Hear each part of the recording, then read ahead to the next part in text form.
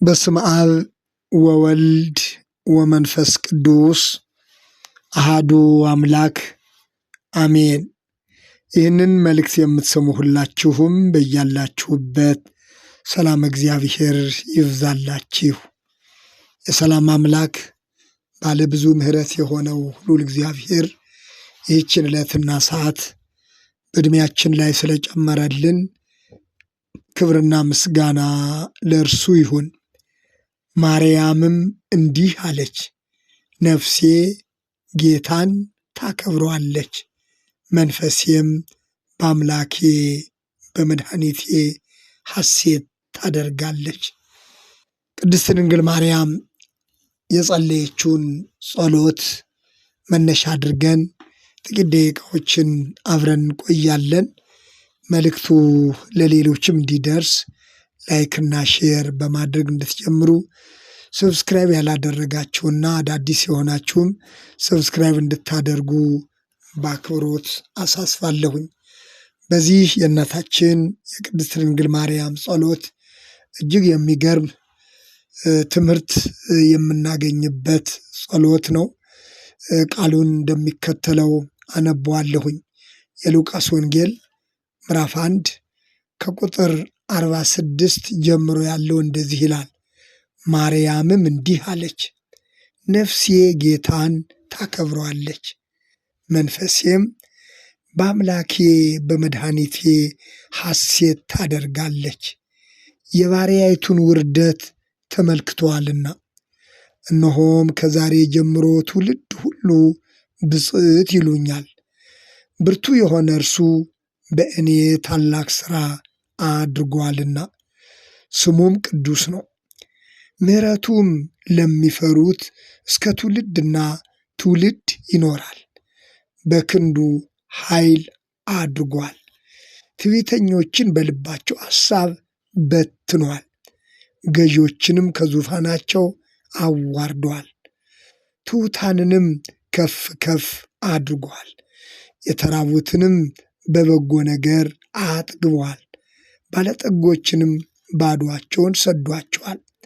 ለአባቶቻችን እንደተናገረ ለአብርሃምና ለዘሩ ለዘላለም ምሕረቱ ትዝ አለው። እስራኤል ብላቴናውን ረድቷል ይላል። ስለ ቃሉ አምላካችን እግዚአብሔር ስሙ የተመሰገነ ይሁን። ባለብዙ ምሕረት የሆነ ሁሉን ቻይ የሆነ ትሑታንን ከፍ የሚያደርግ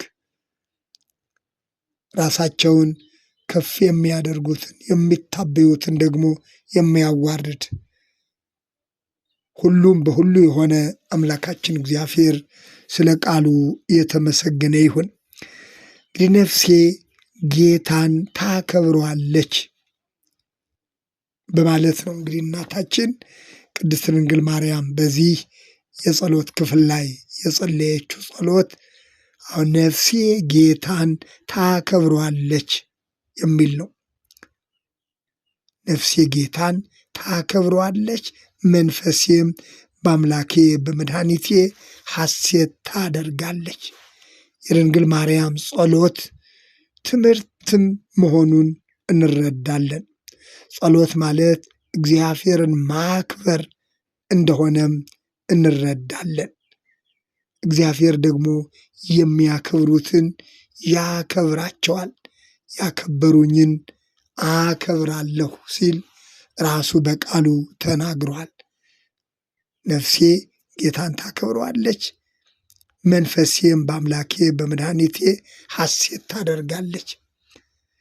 ድንግል ማርያም የጌታ እናት እንዴት አምላኳን እንዳከበረችው፣ እንዴት ጌታን እንዳከበረችው፣ እርሱ ደግሞ ለሚያከብሩት የሚያከብር አምላክ እንደሆነ በቃሉ እንደተናገረው እንዴት እንዳከበራት ሁላችንም እናውቃለን። ድንግል ማርያም አምላኳን በማክበር የምትታወቅ እናት መሆኗን ራሷ በጸሎቷ ገልጸዋለች። መድኃኒታችን ኢየሱስ ክርስቶስም በሥጋው የባሕርይ አባቱ እግዚአብሔርን አክብሮታል።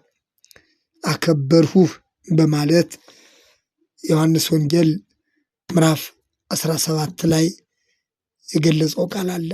ቁጥር 26 ላይ ቁጥር 4 ላይ አከበርሁህ።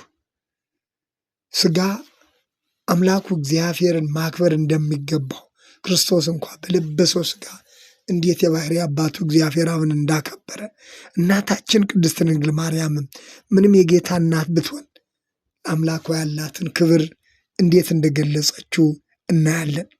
ሐዋርያው ቅዱስ ጳውሎስም ለቆሮንቶስ ክርስቲያኖች በጻፈው መልእክቱ ላይ በሥጋችሁ እግዚአብሔርን አክብሩት ነው ያለው። ወገኖች ጸሎት ማለት እግዚአብሔርን ማክበር እንደሆነ በነፍሳችን በፈቃዳችን ደግሞ እግዚአብሔርን ደስ ማሰኘት እንደሆነ በእርሱ ደስ እየተሰኙ እኛም ደግሞ እርሱን ፈቃዱን በመፈጸም ደስ ማሰኘት እንደሚገባ የድንግል ማርያም ጸሎት የድንግል ማርያም ሕይወት የሚያስተምረን ይህንን ነው። ጸሎታችንን ስንገመግም እያንዳንዳችን የምንጸልየውን ጸሎት ስናይ ሁልጊዜ ልመናና ይህን አድርግልኝ፣ ይህንን ስጠኝ፣ ይህ ይሁንልኝ የሚል እንደሆነ ይታወቃል። እውነት ነው። ከአባታችን ከእግዚአብሔር በላይ የፈለግነውን የሚያደርግልን፣ ሸክማችንን ከላያችን ላይ የሚያነሳ፣ ብሶታችንን፣ ጉለታችንን፣ ጭንቀታችንን መንገር ያለብን ለአባታችን ለእግዚአብሔር እንደሆነ ይታወቃል። የጸሎት አንዱ መንገድ ይህ እንደሆነም ይታወቃል። ነገር ግን የጸሎት ሌላኛው መልኩ ደግሞ እግዚአብሔርን ማክበር እንደሆነ ድንግል ማርያም በጸሎቷ ያስተማረችን እግዚአብሔርን ማክበር። ነፍሴ ጌታን ታከብረዋለች፣ መንፈሴም በአምላኬ በመድኃኒቴ ሐሴት ታደርገዋለች አለ። ነፍሴ ጌታን ታከብረዋለች፣ መንፈሴም በአምላኬ በመድኃኒቴ ሐሴት ታደርጋለች። እግዚአብሔርን የሚያከብር ሰው በእርሱ ደግሞ ደስ ይሰኛል። መንፈሱ ፈቃዱ በአምላኩ በእግዚአብሔር ደስ ይሰኛል። መንፈስ ማለት ፈቃድን የሚገልጽ ነው። በመንፈሳችን በፈቃዳችን መድኃኒት የሆነውን አምላካችን እግዚአብሔርን ማክበርና በእርሱ ደስ መሰኘት እንደሚገባ፣ ለእርሱ ፈቃዳችንን ማስገዛት እንደሚገባ ድንግል ማርያም የጸለየችው ጸሎት ምን ያህል መንፈስን የሚማርክ እኛም ጸሎታችን ምን መምሰል እንዳለበት መማር የሚገባን ጸሎት ነው። ስለዚህ የባሪያይቱን ውርደት ተመልክቷል አለች። ያከበረችው ጌታ እርሷን ደግሞ ተመለከታት። ከዚህም የተነሳ ትውልድ ሁሉ ብፅዕት ይሉኛል እስክትል ድረስ ትውልድ ሁሉ ብፅዕት የሚሏት ጌታዋን ያከበረች፣ ራሷን አዋርዳ ለእርሱ ክብር የቆመች፣ እርሱ ደግሞ ያከበራት እናት ናት ድንግል ማርያም። ብርቱ የሆናለች እርሱ በእኔ ላይ ታላቅ ሥራ አድርጓልና። እውነት ነው፣ እግዚአብሔር ብርቱ ነው። ብርቱ የሆነ እርሱ ደግሞ በእኛ ላይ ድንቅ ሥራ መስራት ይቻለዋል። ይህንን በጸሎታችን ጊዜ ሁልጊዜ ማሰብ የሚገባን የእርሱን ብርታት እንደገናም ደግሞ ቅዱስ ስሙን ነው።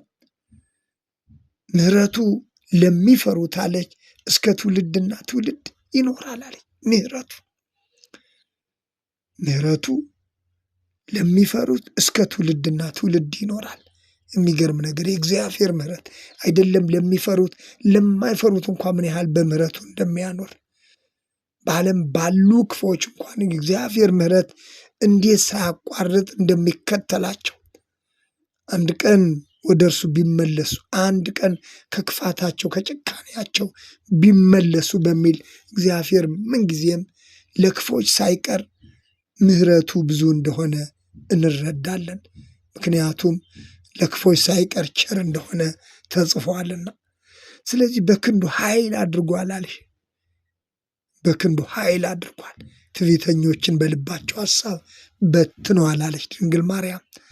እውነት ነው። እግዚአብሔር ትዕቢተኞችን እግዚአብሔር ያዋርዳል፣ ትሑታንን ከፍ ያደርጋል፣ ትዕቢተኞችን ደግሞ ያዋርዳል።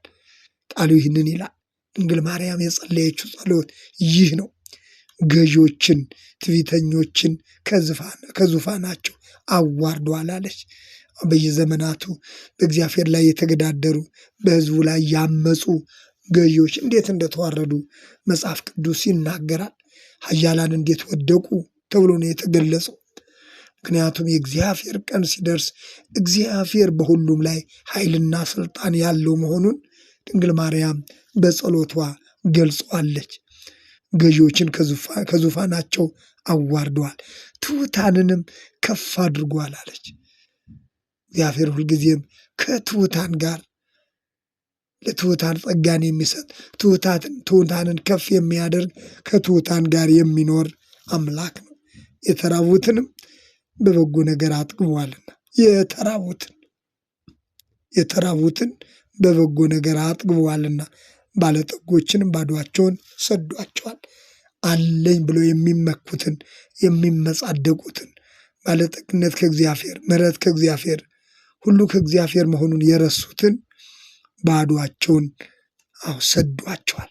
የተራቡትን ደግሞ በበረከቱ አጥግቧል። እውነት ነው። እግዚአብሔር ወገኖች ሁል ጊዜ የሚያኖረን በበረከቱ ነው፣ በበጎ ነገሩ ነው። በበጎ ነገር ያኖራል። የሰው ልጅ አለኝ በሚለው ልክ አይደለም የሚኖረው። በእርሱ ምሕረት በእርሱ በበጎነቱ ግን ሰውን በበረከቱ ሲያጠገብ ይኖራል። ስለዚህ ድንግል ማርያም ይህን ሁሉ አነሳሳች። እንደገናም ደግሞ ምሕረቱን አለች ለአብርሃምና ለዘሩ ምሕረቱ ትዝ እያለው አለች። ምሕረቱ ትዝ እያለው እስራኤል ብላቴናውን ረድተዋል። እግዚአብሔር በዘመናት ሁሉ ለሕዝቡ ምሕረቱ ትዝ ይለዋል። ወገኖች እኔና እናንተም ትዝ ሊለን የሚገባን የእግዚአብሔርን ምሕረት ነው። ድንግል ማርያም ለአብርሃምና ለዘሩ ምሕረቱ ትዝ እያለው እግዚአብሔር የገባውን የቃል ኪዳን ምሕረት ሁልጊዜም ትዝ ይለዋል። እኔና እናንተም ወገኖቼ የሆነብንን ሳይሆን የእግዚአብሔርን ምሕረት ሁልጊዜ ትዝ ሊለን ይገባል። የምንኖረው በእርሱ ምሕረት እንደሆነ፣ መግቦታችን እርሱ እንደሆነ፣ ሁለንተናችን እርሱ እንደሆነ፣ እርሱ በነገር ሁሉ ለእኛ ባለጠጋ እንደሆነ፣ የእኛ ባለጠግነት የነገሮቻችን ሁሉ ምንጭ በእግዚአብሔር ምሕረትና ቸርነት ላይ የተመሰረተ መሆኑን ትዝ ሊለን ይገባል። ምሕረቱ ትዝ ሊለን ይገባል። ይቅርታው ትዝ ሊለን ይገባል። ትዕግስቱ ትዝ ሊለን ይገባል። እርዳታው ትዝ ሊለን ይገባል። ሁልጊዜም በረድኤቱና በምሕረቱ የምንኖር እንጂ የእኛ በምንለው አቅም መኖር የማንችል መሆናችንን እዚህ ላይ ባለጠጎችን ባዶአቸውን ሰደዳቸው፣ ገዢዎችን ከዙፋናቸው አዋርደዋል ሲል እግዚአብሔር ከነዚህ ሁሉ በላይ እንደሆነ ነው። ባለጠጋ በእግዚአብሔር ምሕረት፣ ገዢዎችን በእግዚአብሔር ምሕረት፣ ይልቁንም ደግሞ ትሑታን የሆኑ የእግዚአብሔር ጸጋና በረከት ከነርሱ ጋር እንደሆነ የምንማርበት ክፍል ነው። ስለዚህ ነፍሴ ጌታን ታከብረዋለች፣ መንፈሴም በአምላኬ በመድኃኒቴ ሐሴት ታደርጋለች ስትል ጸለየች። ይህንን ጸሎት እኛም ሁልጊዜ ማሰብ ይገባናል፣ በልባችን ማስቀመጥ ይገባናል። ከእርሱ ምሕረት ውጭ ተስፋ እንደሌለን፣ ከእርሱ ጸጋ ውጭ ሌላ አቅም እንደሌለን፣ ሁለንተናችን እርሱ እንደሆነ፣ መጋቢያችን እርሱ እንደሆነ፣ በጎደለብን ነገር ሁሉ የሚሞላ እርሱ እንደሆነ፣ ዕለት ዕለት በበጎ የሚያጠግበን እርሱ እንደሆነ እንደ ድንግል ማርያም በጸሎታችን እግዚአብሔርን እያከበርን ደግሞ መንፈሳችን ፈቃዳችን በአምላካችን በእርሱ ደስ ሊላት ይገባል። አምላካችን እግዚአብሔር ስለ ቃሉ የተመሰገነ ይሁን።